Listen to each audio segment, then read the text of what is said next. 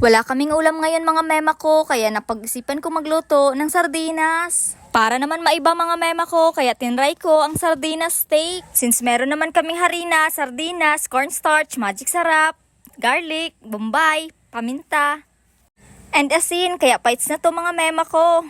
Nang matapos ko ngang isalin ang sardinas sa isang bowl, nilagay ko na yung mga ingredients. Kaya kung meron kayong sardinas dyan mga mema ko, try nyo rin nito. Pero kung nagda-diet ka mga mema ko, nako!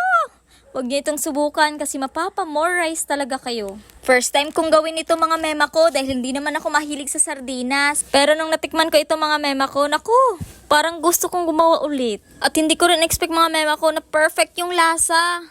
Kaya proud tuloy ako sa sarili ko kasi yung tansya ko, napapasakto. Simula ngayon mga mema ko, love na love ko na talaga yung sardinas. After ko nga maihalo lahat mema ko and pinrito, ito na yung kinalabasan. O diba, ang sarap! Sa isang latang sardinas mga mema ko, nakagawa ako ng 10 piraso. O diba, perfect na ito. And charan! Sardinas steak.